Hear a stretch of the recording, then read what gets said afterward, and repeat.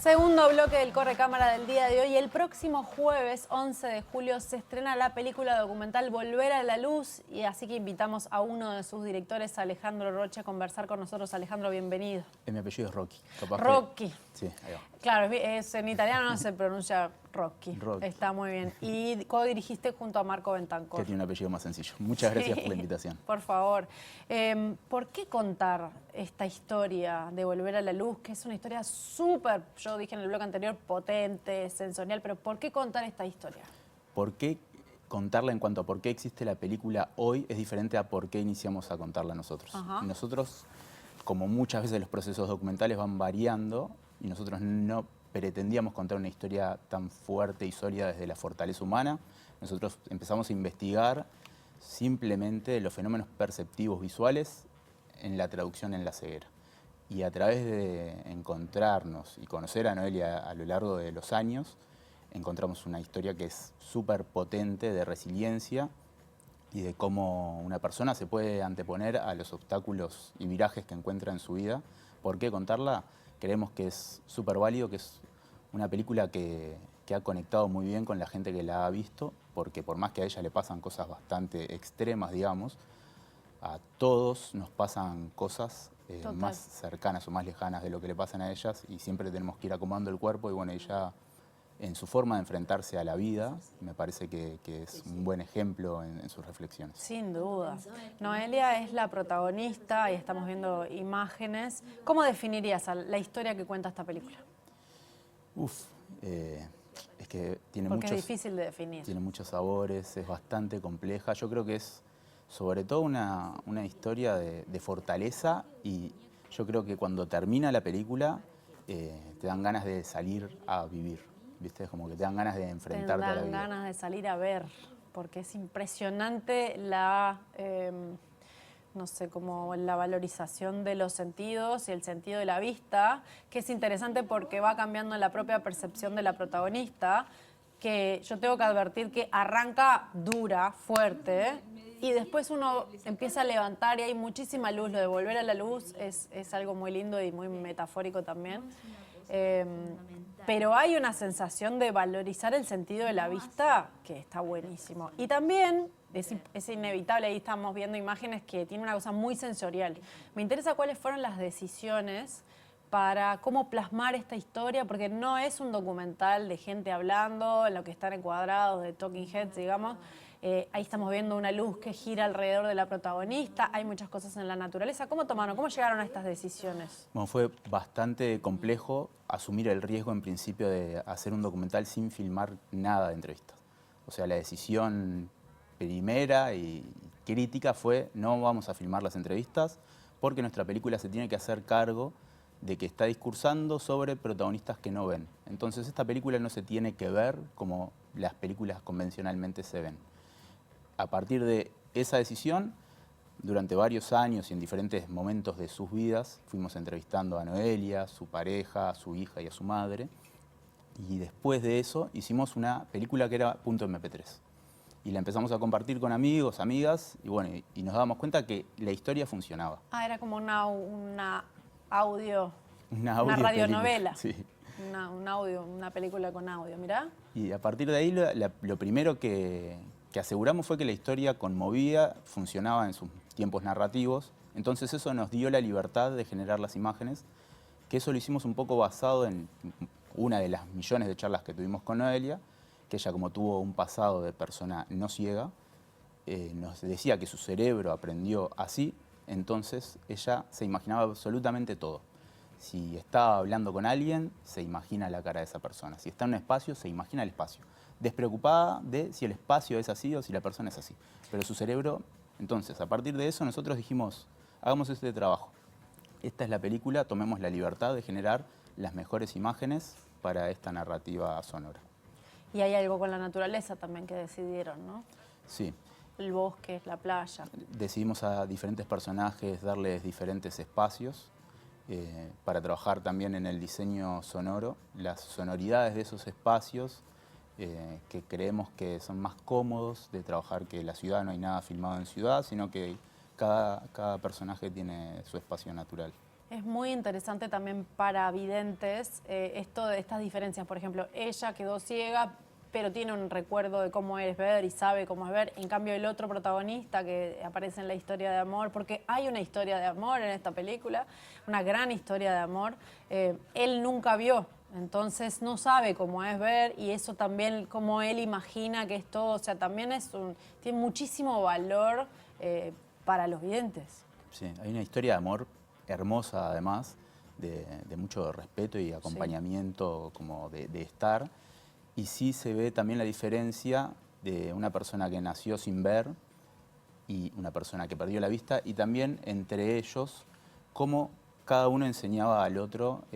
Por ejemplo, a Sebastián, que era ver, nadie le podía explicar mejor que como se lo explicaba a Noelia, así como Sebastián fue un gran guía, y es un poco la función narrativa, digamos, en la película, de que Noelia pueda aceptar la ceguera. Además de la dificultad, ¿no? Es una película sobre la dificultad. Uno piensa el amor entre ellos, incluso ellos lo piensan, que tienen más dificultades que otros por ser los dos no videntes. En realidad no pasa nada con eso, no pasa por ahí lo más importante. Claro, sí, como eso, lo esencial no está ahí, sino que ellos se sobreponen a dificultades, de hecho, que van sucediendo en su historia de amor, porque hay algo que no es la discapacidad, que es el amor, que es lo que lo lleva hacia adelante.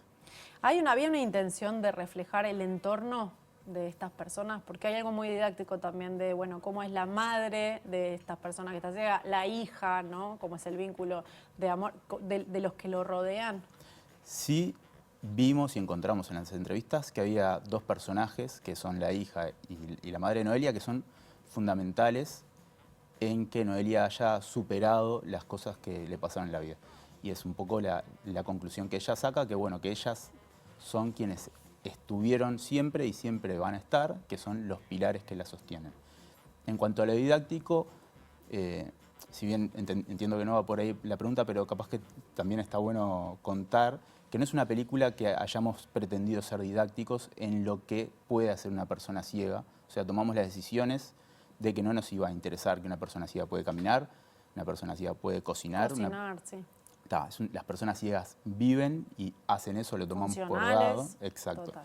Entonces lo que nos interesaba era sumergirnos un poco más adentro y conocer, particularmente no a una persona ciega, sino a Noelia. Bien, y en ese sentido, no sé si fue algo buscado, pero yo sentí una cosa profundamente femenina también, porque hay una rama abuela, madre, hija, con un sostén y un montón de preocupaciones que me parecieron súper femeninas. No fue buscado, sino que es, digamos, y como directores nos hicimos cargo porque es una pata narrativa hermosa, ese triángulo, esa columna de fuerza que son abuela, madre, hija, y esos vínculos de sostén y desde el amor que son yo aprendí mucho de esos vínculos, o sea, son fantásticos. Yo también. Así que bueno, antes de seguir conversando, veamos el adelanto ya con el sonido y toda esta película de Volver a la Luz y seguimos conversando con Alejandro Rocchi. Un día estaba haciéndome la diálisis y me dormí, y cuando me desperté estaba en negro. ¿Qué tal? Esto es ser ciega. Estoy ciega.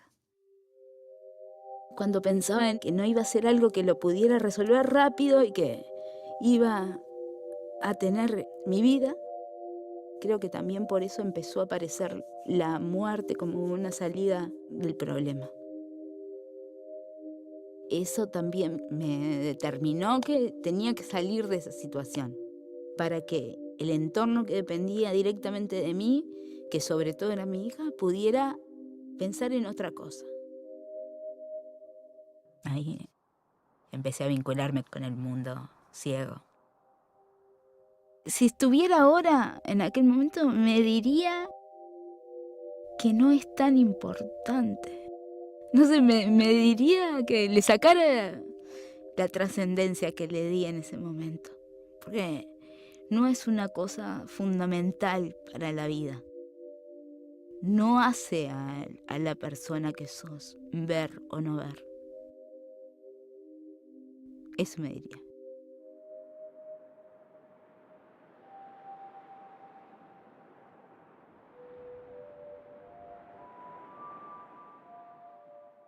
Ahí Ahí compartíamos el adelanto de Volver a la Luz, esta película que se estrena el próximo jueves, el 11 de julio, codirigida por Marco Ventacor y por Alejandro Rocchi. Estamos conversando con Alejandro.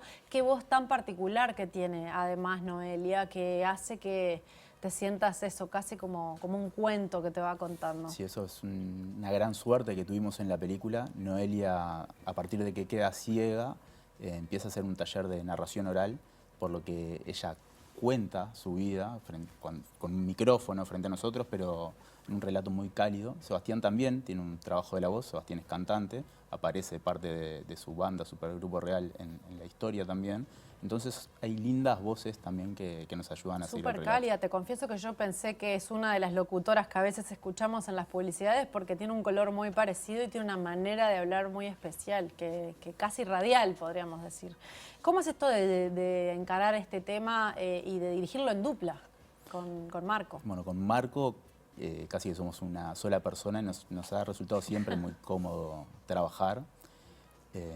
Hemos hecho 15 cortometrajes, hicimos un telefilm previamente también documental y realmente para nosotros es muy cómodo y creemos que es más rápido porque estamos continuamente interpelándonos decisiones y pulseando decisiones y bueno, y también cedemos rápido para poder proseguir, pero sí como... Funciona la dupla. Funciona, claro. ¿Y alguno de ustedes tenía un vínculo con la ceguera que lo llevó a interesarse por este tema? No, el germen en realidad surge en la Escuela de Cine del Uruguay, cuando los dos éramos alumnos en el 2010. En la materia no ficción pidieron una premisa y a mí se me ocurrió la premisa de investigar fenómenos perceptivos en la ceguera, pero eso era un papelito del 2010, se entregó y quedó por esa, y después, como con Marco todos los proyectos los compartimos, se suma y bueno, ahí es sí cuando nace esta película. Pero eso fue unos años después.